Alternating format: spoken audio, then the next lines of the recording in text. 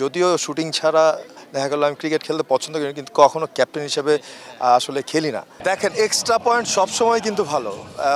যে জিনিসটা হচ্ছে, মেয়েদের যে এখন নতুন করে একটা এক্সট্রা পয়েন্ট যোগ করা হয়েছে, বিটুইন দ্য উইকেট যখন দৌড় দিতে হয় তখন পায়ে পায়ে বেঁধে যায়। যদি প্র্যাকটিস না থাকে তাহলে আসলে দৌড়াতে পারবে না। আর হচ্ছে ব্যাট নিয়ে প্যাড নিয়ে এই যে দৌড়ানো, এটা একটা চাপের বিষয়। দর্শক, আমার সঙ্গে রয়েছেন জনপ্রিয় অভিনেতা সঞ্জু জন। জন ভাই, যদি শুরুতেই জানতে চাই, লাইট ক্যামেরা অ্যাকশনের দুনিয়া থেকে ফ্লাইট লাইটের দুনিয়ায় আসলে একদম স্পোর্টসম্যান যেভাবে আসলে একটা ক্রিকেট টুর্নামেন্ট খেলে, আসলে সেই ফিলটা নিয়ে এসেছেন, কেমন লাগছে আসলে? বেশ ভালো লাগছে।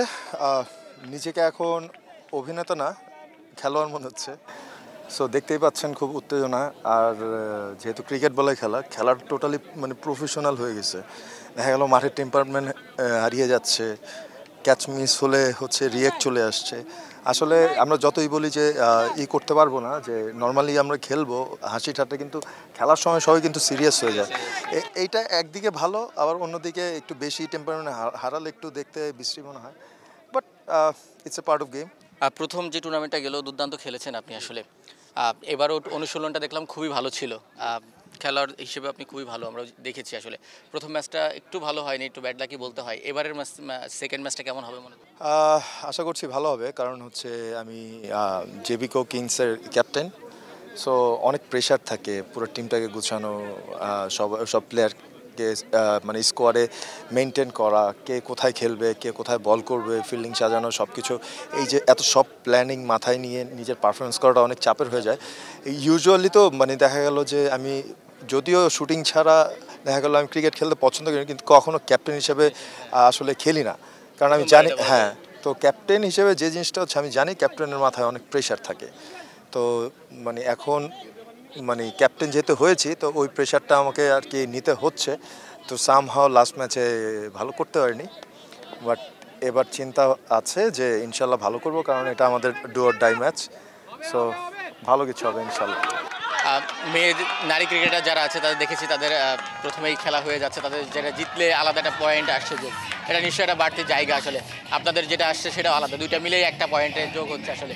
এটা আসলে নারী ক্রিকেটারদের জন্য কতটুকু সুবিধা হচ্ছে, বা আপনাদের টিমটা কতটুকু স্ট্রং?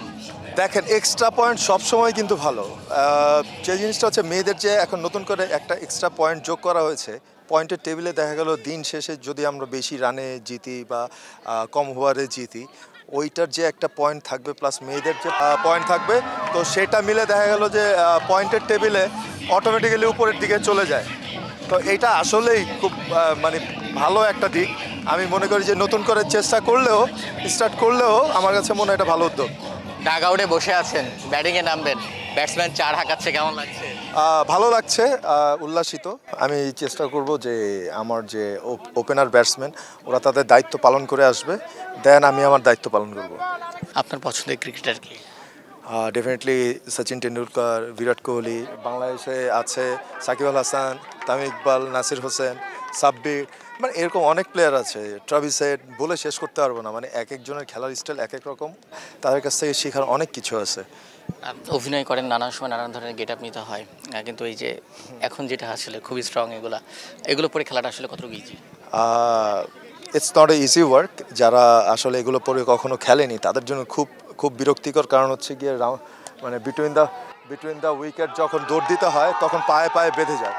যদি প্র্যাকটিস না থাকে তাহলে আসলে দৌড়াতে পারবে না। আর হচ্ছে ব্যাট নিয়ে প্যাড নিয়ে এই যে দৌড়ানো, এটা একটা চাপের বিষয়।